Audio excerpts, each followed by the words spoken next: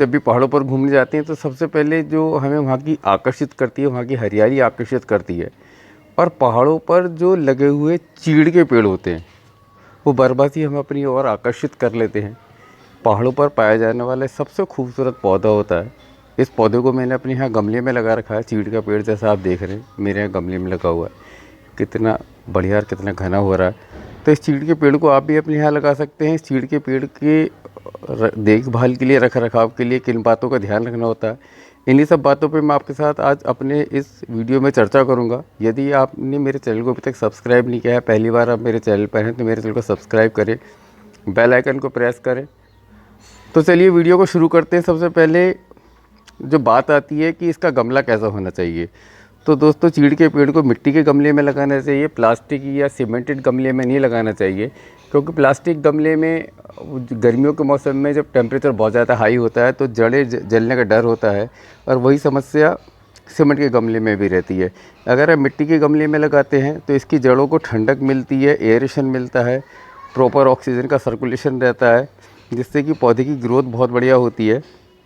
अब बात करते हैं मिट्टी की।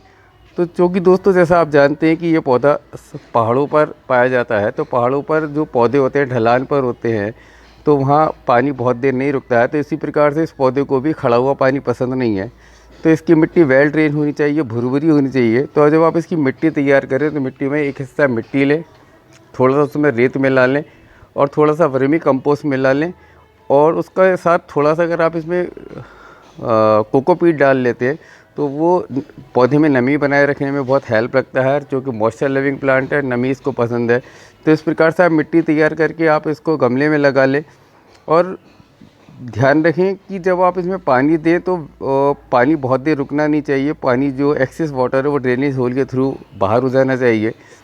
और अगर आप इसको पानी देने की बात करें तो इस पौधे को ना तो ज़्यादा पानी पसंद है ना कम पानी पसंद है। ये पौधा ज़्यादा पानी से भी स्ट्रेस में चला जाता है, और कम पानी देने पर भी ये पौधा स्ट्रेस में चला जाता है। तो ये बात रही इसकी मिट्टी की और पानी की। अब अगर इसको बात करें कि इसको कैसे स्थान पर रखना चाहिए, तो दोस्तों इसको धूप बहुत पसंद है। सुबह के 3 से 4 घंटे की धूप इसकी ग्रोथ के लिए बहुत अच्छी होती है। और बहुत ज़्यादा हैवी टेम्परेचर, जब आपके यहाँ 45 से ऊपर टेम्परेचर चला जाए, तो इस पौधे को ऐसे स्थान पर रख दें जहाँ इसको सीधी धूप ना पड़ती हो और धूप छन के इसके ऊपर आती हो। क्योंकि ज़्यादा धूप में भी इसकी पत्तियाँ काली पड़ने लगती हैं। इसकी पौधे की जो खूबसूरती होती है उसकी निडल्स होती है। ये जो निडल्स हैं ये इसकी पत्तियाँ होती हैं, और ज़्यादा धूप में ये पत्तियाँ जलने लगती हैं, काली पड़ने लगती हैं। जैसे थोड़ी सी मेरी पत्तियाँ ये जल गई हैं, तो ये जली हुई पत्तियों को आप इस प्रकार से पिंच करके बाहर निकाल दें। यूँ तो हर पौधे को ज़्यादातर घना और बुशी बनाने के लिए हम लोग उसकी कटिंग और प्रूनिंग करते हैं, लेकिन इस पौधे की कटिंग और प्रूनिंग नहीं करनी होती है। आप इसके सिंपल इस तरह से हाथ इसके ऊपर फिरा दें, इस तरह से करके, तो जली हुई पत्तियाँ जैसे ये हैं इसके साथ बाहर निकल आती हैं। तो इस प्रकार से आप पौधे को समय समय पर इसकी जली हुई पत्तियों को हटाते रहें। उस जहाँ से आप हटाएंगे वहाँ पे नई नई पत्तियाँ फूटेंगी, नई नई हरी पत्तियाँ निकलेंगी। अब बात करते हैं इसको खाद देने की। तो दोस्तों क्योंकि ना तो ये फूल देने वाला पौधा होता है, ना फल देने वाला पौधा है, सिर्फ हरियाली वाला पौधा होता है, तो इसके लिए वर्मी कंपोस्ट एक आइडियल फर्टिलाइज़र होता है, जो कि नाइट्रोजन रिच होता है और नाइट्रोजन पौधे में हरियाली बढ़ाने का काम करता है।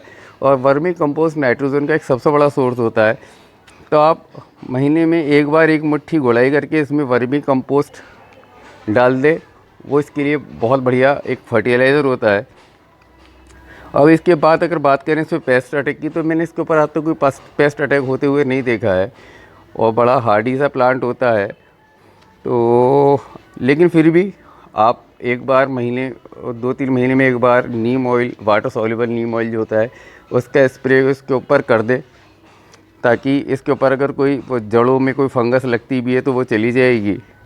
और वर्मी कंपोस्ट के साथ साथ इसको ताकत देने के लिए, न्यूट्रिशन देने के लिए 5 ml सीविड लिक्विड को आप 1 लीटर पानी में घोल लें, और 3 महीने में एक बार इसके ऊपर स्प्रे कर दें। 3 महीने का स्प्रे इसके लिए बहुत रहता है। उससे पौधे को जो माइक्रो न्यूट्रिएंट्स की कमी होती है, न्यूट्रिएंट्स की कमी पूरी हो जाती है, और पौधा जो है बहुत अच्छी तरीके से ग्रोथ होता है। इस पौधे को रूट बाउंड होना पसंद है, तो इसको आपको बार बार रिपोर्ट करने की ज़रूरत नहीं है। आप 2 से 3 साल में एक बार रिपोर्ट करें, जब रिपोर्ट करें तो ध्यान रखें कि जो अगर आपने पहले गमला लिया है, अगर आपने 6 इंच का गमला लिया है तो अगली बार के लिए कम से कम 8 इंच का गमला ज़रूर इस्तेमाल करें। और इसको रिपोर्ट करें, जब भी रिपोर्ट करें तो ध्यान रखें कि मिट्टी उस समय सूखी, मतलब ना बहुत ज़्यादा गीली होनी चाहिए, ना बिल्कुल ड्राई होनी चाहिए, क्योंकि ड्राई में भी पौधा मर जाता है। तो और जो अगर ज़्यादा गीली मिट्टी होगी तो गमले में से पौधे को निकालना टफ़ होता है। इसलिए बस हल्की खाली नमी हो पौधे में, आप गमले से बाहर निकालें, रूट को डैमेज ना करें और एक बड़े गमले में इसको ट्रांसफ़र कर दें। तो ये सब बातें थी पाइन ट्री, या जिसको चीड़ का पेड़ भी बोलते हैं। तो ये सब बातें थी इस चीड़ और के पौधे के बारे में। आशा करता हूँ आपको सारी जानकारी पसंद आई होगी। अगर जानकारी पसंद आई है तो वीडियो को लाइक करें, दोस्तों के साथ शेयर करें। और जैसा मैंने पहले बोला, अगर अभी तक आपने मेरे चैनल को सब्सक्राइब नहीं किया है तो चैनल को सब्सक्राइब करके बेल आइकन को प्रेस कर लें, ताकि हर आने वाली वीडियो का नोटिफिकेशन आप तक पहुँचता रहे। आज के लिए इतना ही, मिलता हूँ फिर किसी अगली वीडियो में किसी नए टॉपिक के साथ। तब तक खुश रहिए, गार्डनिंग करते रहिए। Thanks for watching, bye.